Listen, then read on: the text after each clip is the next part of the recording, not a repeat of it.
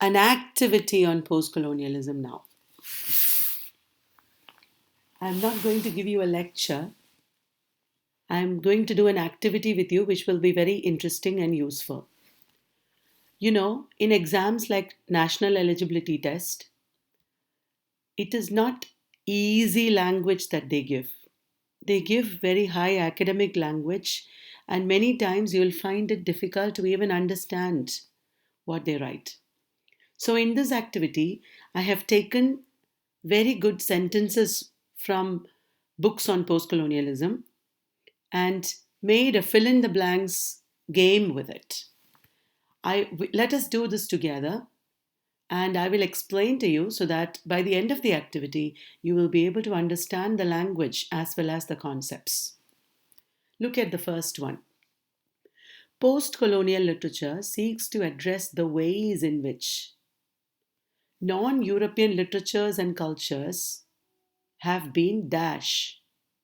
Post-colonial literature seeks to address the ways in which. That means, what does post-colonial literature try to do? Post-colonial literature seeks to address or discuss the ways in which non-European literatures and cultures have been dash as an effect of colonial rule. Colonial rule has done something to non-European literatures and cultures. Did they penalize it or marginalize it? What do you think? I think it is marginalize. Penalize means attack, send to jail, bring under justice. So, post-colonial literature looks at how non-European literatures and cultures, that is Indian, African, etc., literatures and cultures have been marginalized because of colonialism. And what else does post-colonial literature do? Post-colonial literature tries to find modes of resistance, retrieval, and reversal of their pre-colonial past. Before colonization came, in the pre-colonial period, what past they had? That past they try to retrieve. They try to go back or reverse to that past. And they try to find modes of resistance also. Now let us read the complete sentence. Post-colonial literature seeks to address the ways in which, or post-colonial literature tries to find how, non-European literatures and cultures have been marginalized. They have been turned into margins. What has been turned into non-European literatures and cultures? So post-colonial literature looks at how non-European literatures and cultures have been marginalized as an effect of colonial rule, and they try to find modes of resistance, retrieval, and reversal of their pre-colonial past. They try to get back their pre-colonial past or rewrite it. They try to reclaim their past. Second one, post-colonial writers revision history, revise history, they revisit history and negotiate with and subvert dash ideologies. They subvert, that means they change, they attack, they resist, they go against. Not Afro-American, it must be Euro-American. Post-colonial writers revise or rewrite or revisit history. They negotiate with Euro-American ideologies. They subvert Euro-American ideologies and representations. How Europeans and Americans think and they represent the post-colonial nations. These writers resist. They go against such representations of the Europeans and Americans of post-colonial cultures. So, post-colonial writers revision history and negotiate with and subvert Euro-American ideologies and representations. You can pause after every sentence and you can read it on your own so that you will understand a little more. Third one, colonialism cannot be seen merely as a political or economic condition. Colonialism is not just political or economic. Then what is it? It was a powerful, emotional or cultural, and epistemological or ontological conquest of the native populations. Once more, colonialism is not just political or economic. It is in some other ways also a conquest of native populations. What is the answer? Colonialism cannot be seen merely as a political or economic condition. It was a powerful cultural and epistemological conquest. It not only just politically and economically conquered us, they culturally conquered us, and also epistemologically. Epistemologically means in terms of knowledge, in terms of values and beliefs. So, colonialism is both cultural and epistemological. Did you understand that? The 19th century, which was the heyday of European empires, heyday means best period, golden age. The 19th century, which was the heyday of European empires, was also the period of formulation of race theories. What does that mean? In the 19th century, some race theories were formed. What did these race theories say? These theories postulated and even proved that the dash races, African or non-European, includes African. So these race theories postulated and even proved that the non-European races occupied the lower end of the scale of human development. Europeans are on the top. All the non-Europeans are at the bottom. That is what the race theories of the 19th century proved. And these race theories gave the rationale or the justification for colonialism. Okay? So the 19th century was the heyday of European empires, and it was also the period of formulation of race theories. And these race theories postulated and even proved that the non-European races occupied the lower end of the scale of human development. That means non-European races are not at all developed. That is what these race theories proved. Fifth one, imperialism or colonialism, which is the idea, is the concept that metropolitan Euro-American power controls activities in Asian, African, and South American nations, which term denotes that Euro-Americans control Asians, Africans, and South Americans. And next, one more section is there in the sentence. And which is the term imperialism or colonialism is the practice of this concept. Let us look at the answer, then you'll understand. Imperialism is the concept that metropolitan, that means urban, European and American power centers control activities in Asian, African, and South American nations. Asian, African, and South American nations are controlled by Europeans and Americans, especially the urban Europeans and Americans. That idea is called imperialism. And colonialism, that is a concept. And colonialism is the practice of this concept. Actually, when imperialism is working on us, we call it colonialism. Colonialism is the practice. Next, post-colonial bar Marxist thinkers. You have to choose the correct answer. Post-colonial or Marxist thinkers hold that imperialism is driven by economic needs of the European nations. Which is the answer? Post-colonial thinkers hold that imperialism is driven by economic needs of the European nations. Imperialism is driven by means it is helped by, or it is not helped by, it is it is because of. Imperialism is because of the economic needs of the European nations. What does that mean? European nations need money, and in order to get money, they hold imperial control over the colonies. So post-colonial thinkers hold that imperialism is driven by economic needs of the European nations. Next, neocolonialism is the continuing dash exploitation of Asian and African nation states. Neocolonialism is the continuing, is it political exploitation or economic exploitation? Neocolonialism means what? Multinational corporations are ruling us. Multinational corporations are uh, controlling us. They are dominating over us. So, is it political or economic? Economic. Political, it is not. Multinational corporations are not they don't form any government in any nation, but the trade, commerce, economy of all nations are controlled by multinational corporations.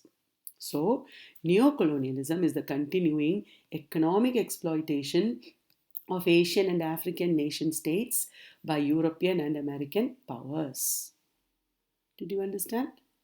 Next, dash. Is it post-coloniality or post-colonialism?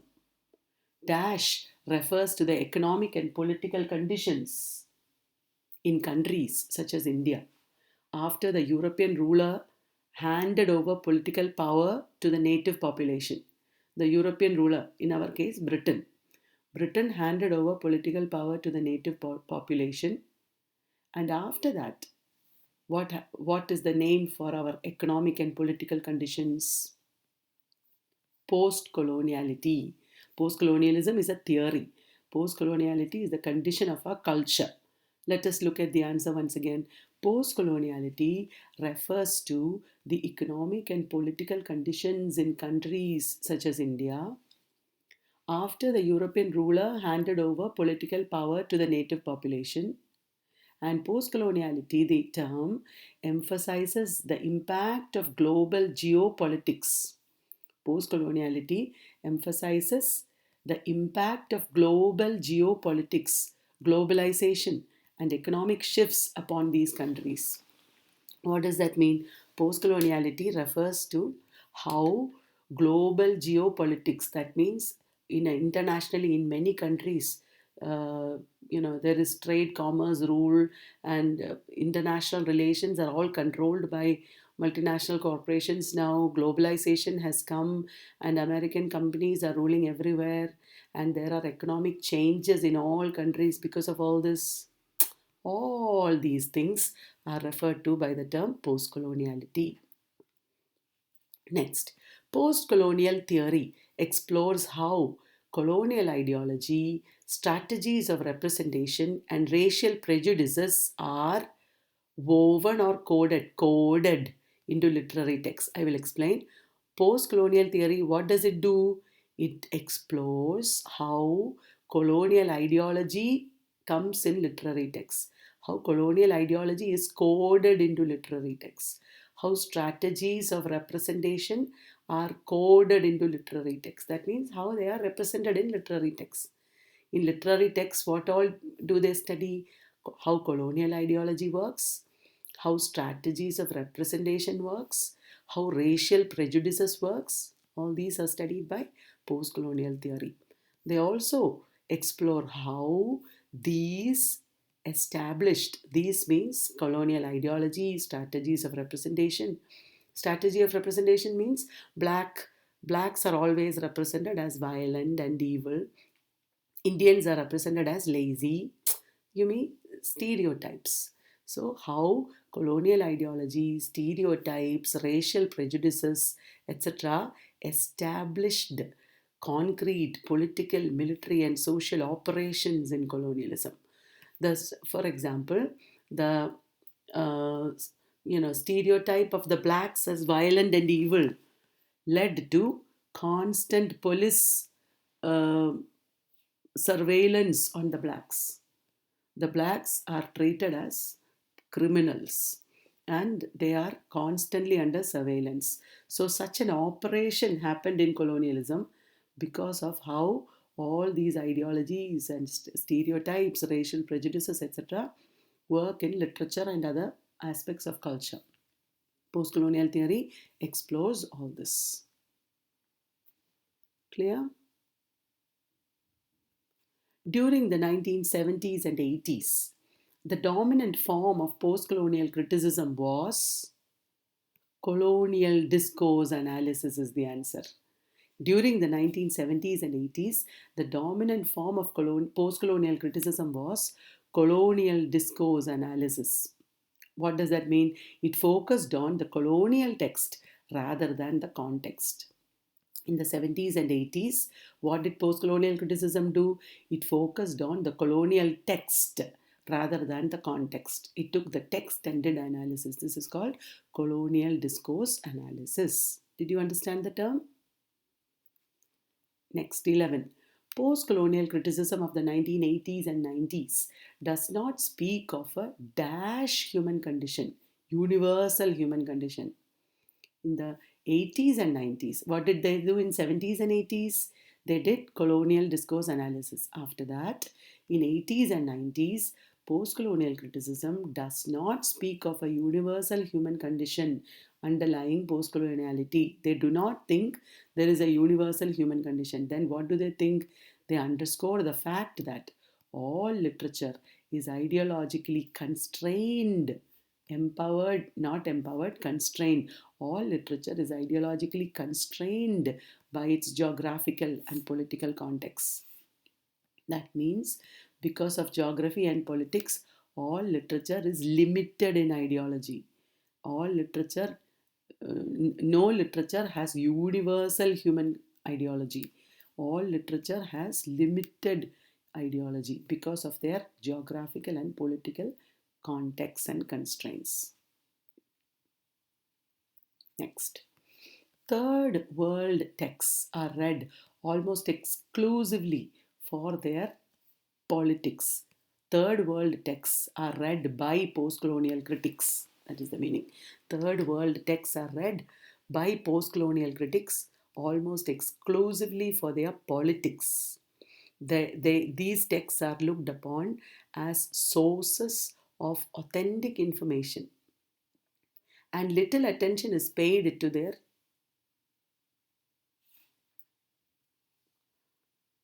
aesthetic dimension. Third world texts in the post-colonial criticism, they are looked at as political texts. Their aesthetic dimension they ignore. The beauty, the aesthetics of the text, the beauty of expression, the beauty of language, etc., they ignore. So little attention is paid to their aesthetic dimension. Such intermeshing of sociopolitics with artistic and intellectual expression is central to post-colonial writing. Post-colonial writers look at the politics of text, not the aesthetics. Very important lesson. The founding moment of post-colonial theory was perhaps the launch of the journal Tricontinental in 1966. That was a very important moment in post-colonial theory. This journal initiated the first global alliance of the peoples of the three continents: Africa, Asia, Latin America. Three continents, people from three continents were coming together against imperialism. In Tricontinental Journal, people from three continents began writing against imperialism. In The Wretched of the Earth, Frantz Fanon argued that colonialism drives the colonized people to, you might be tempted to write revolution or madness, that is the option. Answer is madness. Frantz Fanon was a psychiatrist, and in The Wretched of the Earth, he argued that colonialism drives the colonized people to madness. How? By rejecting their individuality and dehumanizing them by representing their psyche in zoological terms as savage and inferior. Like Joseph Conrad did in Heart of Darkness, colonized people, the blacks, etc., are deprived of individuality. They are not treated as human beings. They are dehumanized and represented like animals, as savage and inferior. And thus colonialism, says Frantz Fanon, drives people to madness. Next, in Orientalism, that was written in 1978, Edward Said examines the vast tradition of the Western dash of the Orient. Western constructions of the Orient. The Westerners looked upon the Orient in a very artificial way. it had not, their view of the Orient had nothing to do with the reality of the Orient or the Easterners. What Indians really are, they didn't care. They constructed Indians in certain ways, stereotypically. So, Edward Said examines the vast tradition of the Western constructions of the Orient, which is a corporate institution for coming to terms with the Orient. So, Orientalism refers to an institutionalized thinking about the Orient or the East. And they authorized views about the East and for ruling over it. The views of Orientalism, the views of the Westerners about the Easterners, authorized the views about the Orient. That means what the Orient really is, the reality disappeared, and the Western constructions became the authorized views. They became the accepted views. And thus, the Western constructions of the Orient gave the justification for ruling over the Orient. Next. In Of Mimicry and Man, The Ambivalence of Colonial Discourse, that is an important essay by Homi Bhabha. Of Mimicry and Man, The Ambivalence of Colonial Discourse. In that essay, Bhabha posits that mimicry and production of stereotypes and hybrids in colonial discourse reflected not the strengths but the weaknesses of colonialism. Mimicry and the production of stereotypes. Mimicry means we try to imitate the Westerner or the colonizer. We try to wear their clothes, live like them, speak like them. They wanted us to be like them. That is why in Macaulay's Minutes, he wanted Indians to speak English, because Homi Bhabha says it shows a weakness of colonialism. What is the weakness? Colonialism needed stereotypes to reinforce itself. It is like colonialism is not sure of itself. Colonialism wanted us to act in certain ways. Colonialism looked upon us in certain ways, stereotypical ways, so that it will be assured of its dominance. In other words, colonialism or the colonizers wanted to assert their strength or superiority. For that, they turned us into weak or inferior. When we were stereotypically represented as weak and inferior, the colonizer automatically became superior to us. That means the colonizer needs us in order to assert their superiority. Colonialism is inherently weak. That is what Homi Bhabha argues. Next, another important essay. In the provocative essay, Can the Subaltern Speak? Gayatri Spivak argues that the dash of the marginalized into disciplines such as postcolonial studies condemns them to perpetual marginality. The appropriation of the marginalized. Gayatri Spivak argues that the appropriation of the marginalized into disciplines such as postcolonial studies condemns them to perpetual marginality. For example, when we take the postcolonial people and create a discourse for them, postcolonial discourse, and keep them within that discourse, they will forever remain weak. For example, another example is take people with disability. Disability studies is good in a way, but it has an ambivalence, or it has both sides, good and bad. What is the bad side? When we create disability studies and we talk about disabled people within disability studies only, then they will never enter mainstream. They will never enter ordinary society. They will always remain marginal as disabled people. Like that, post-colonial discourse, in a way, marginalizes post-colonial people. They will always be subject to somebody else's discourse. Post-colonial theorists will talk about post-colonial subjects And the post-colonial subjects or the subaltern people will never find their voice. That is the argument of Gayatri Spivak. It was a provocative and controversial essay. Mahatma Gandhi, in his Hind Swaraj, posits that it was the Indians' dash acceptance of English, psychological acceptance. In our mind, we accepted the English as rulers. In our mind, we wanted the English to rule us.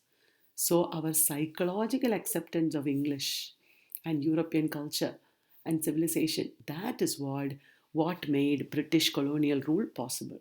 In our mind, if we resisted, they wouldn't have ruled us. That is what Mahatma Gandhi says.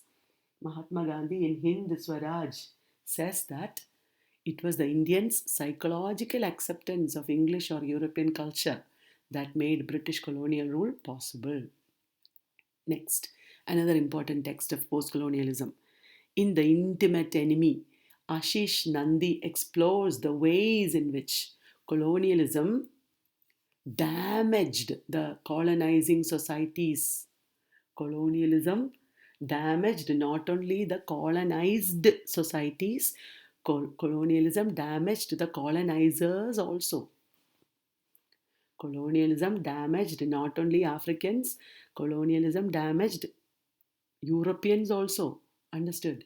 And how he talks about, Ashish Nandi talks about how people like Gandhi resisted their rulers in British India by building on the lifestyle, values, and psychology of ordinary Indians. How did the post colonial leaders fight against the colonizers? They used the lifestyle, values, and psychology of ordinary Indians, and by also listening to or heeding dissenting voices from the West. People like Gandhi also listened to the revolutionary voices from the West, such as Martin Luther King. He also wore ordinary Indians' clothes. He thought like ordinary Indians. That is how they resisted the post colonial writers. All this is said by Ashish Nandi in The Intimate Enemy. 20. Another important text in post-colonialism is Ijaz Ahmad's In Theory. It is one of the strongest critiques of Edward Said and post-colonial theory. Ijaz Ahmad's In Theory is a response to or a reply to Edward Said and criticizes Edward Said and post-colonial theory. This book calls into question post-colonialism's complicity means agreement with. Post-colonialism is supporting post-colonialism's complicity with neo-imperialism. Even though post-colonialism is resisting imperialism, post-colonialism is actually supporting neo-imperialism, says Ijaz Ahmad. He's a Marxist theorist. And how post-colonial theory has been appropriated by Western academies. Post-colonial theory says that we don't have fixed identity, and in many ways it supports the neo-imperialist agenda. Another important text is Ngugi wa Thiong'o's Decolonizing the Mind. The Kenyan writer Ngugi wa Thiong'o, in Decolonizing the Mind, maintained that English language, literature, and university departments were responsible for the ruin of African languages and literatures. English language ruined African languages. English literature and English departments ruined African languages and literature, said Ngugi wa Thiong'o. And he saw in his writing in his native language Gikuyu, as the first step towards decolonizing the African mind.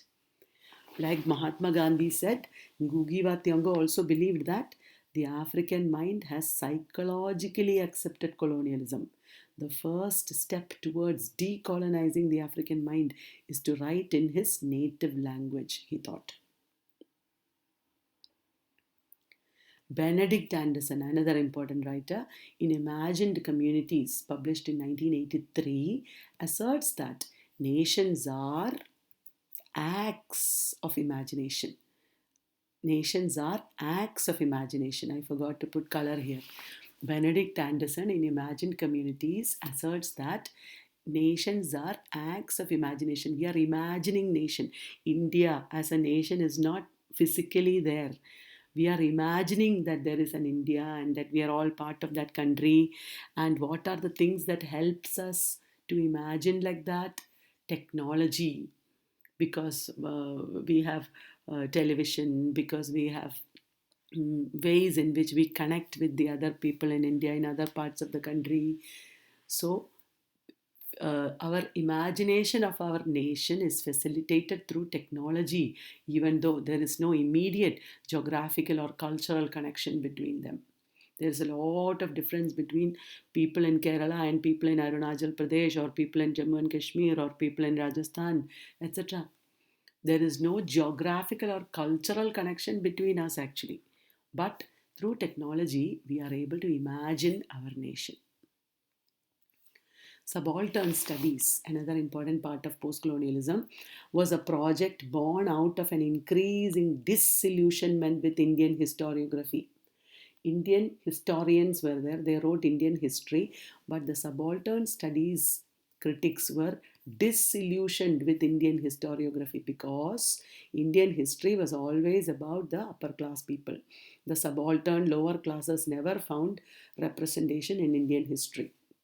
So, Subaltern Studies, a project born out of increasing disillusionment with Indian historiography, was an attempt to retrieve the history of the marginalized communities. They wanted to retrieve the history of the marginalized communities, the history of the gender, races, and groups, all the marginalized genders, marginalized races, marginalized groups, all their histories. Subaltern Studies wanted to retrieve. They wrote these histories with local sources and from their perspectives so as to avoid the elitist bias in history writing. Subaltern Studies wrote about all the marginalized people from local sources and from their own perspectives. Multiculturalism is another important aspect of postcolonialism. Multiculturalism signifies, what does it mean? The coexistence of multiple cultures, though not always on equal footing. Many cultures coexist. These cultures are not all equal. Some are dominant, some are less powerful, etc. But they all coexist. They are not always on equal footing. They are not always in peaceable relations with each other. That is what multiculturalism means and involves issues of right to residence, equality of opportunity, affirmative action, and representation. These are the issues in multiculturalism. Right to land, right to residence, equality of opportunity. Think of blacks and whites in America, then you'll understand. The African Americans fight for right to residence, fight for equality of opportunity. All that is coming under multiculturalism. Next, the term post-colonial feminisms denotes women's writings from former colonies. The term post-colonial feminisms denotes women's writings from former colonies embodying feminist concerns. Post-colonial feminism talks about women's writing which have feminist concerns, and also they engage with issues like the effects of colonialism, problems of the post-colonial nation state, the continuing patriarchal control over women, etc. These are the issues in post-colonial feminist writing. Effects of colonialism, problems of the post-colonial nation state, continuing patriarchal control over women, etc. Next, though women in the post-colonial society is considered doubly marginalized, though women in the post-colonial society are considered, though women in the post-colonial society are considered doubly marginalized, those who are further down the social scale, that means you can't homogenize post-colonial women. They are not just one homogeneous group. Within post-colonial women, There are people who are further down the social scale, the tribal women, the differently abled women, that means the disabled women, lesbian women, etc., are even more marginalized. They pose a challenge even to feminists because they resist homogenizing into a larger category of third world women. Third world women is not one homogeneous category. It includes these multiply marginalized women. They are even more marginalized than the privileged third world women. Just a few more sentences. I will stop at 30. The Martinique writer Amy Césaire was one of the early theorists of the post-colonial condition, and he coined the term negritude. The Martinique writer Amy Césaire was one of the early theorists of the post-colonial condition who coined the term negritude to describe. What does negritude mean? It describes the politicized cultural identity of the African people. The politicized cultural identity of the African people. Identity is not an innocent thing. It is a political idea, political concept. Negritude describes the politicized cultural identity of the African people, how power works on them, how they are subjugated, etc., and argued that while colonialism reduced the colonized people to savages, it also turned the colonizers into beasts. When the colonizers called colonized people savages, it also means the colonizers themselves are bees for thinking like that. They are also animals. So that is what Amy Césaire said. Dash writing across the world is broadly concerned with the concepts of home, nostalgia, deterritorialization, and reterritorialization. What is the answer? Diasporic writing. Diasporic writing across the world is broadly concerned with the concepts of home, nostalgia, deterritorialization, that means people losing their land, reterritorialization, that means people finding new land. For example, as in diasporic communities, they move to a new country, so reterritorialization. Magic realist novels, they are also coming under post-colonialism. Magic realist novels use a great deal of indigenous beliefs, superstitions, rumors, and myths, along with real events, whatever is considered real. Along with that, they blend, they mix beliefs, superstitions, rumors, myths, so that the line between historical facts and fiction breaks down. In magic realism, there is no line between fact and fiction. They mix fact with fiction. That means belief, superstition, rumor, etc. Last sentence. Pidgin English. What is the difference between pidgin and Creole? When English is spoken by a native people, for example, the people of the Caribbean islands, for example, their native language mixes with English. And there is a strange language called pidgin that emerges. Pidgin eventually becomes a language. Pidgin becomes institutionalized as a language with its own spelling, its own grammar, its own vocabulary. Then that pidgin becomes Creole. Pidgin English, a mixture of local languages with English, has become a standard in itself and is the new language of the post-colonial, in which canonical works like the Bible have been translated. In Caribbean islands, there are many people, post-colonial writers, who write in Creole languages, and they call them nation language. So Pidgin and the later form Creole have become language of the post-colonial writers. And even Bible has been translated in Pidgin. So that brings us to the end of this long video. I hope you listened and got to know about post-colonialism, as well as you have improved your language also. I hope this video is useful. If it is useful, let me know. I will make more like this. If it is boring, let me know. I will make other kinds of videos. Okay? Thank you very much.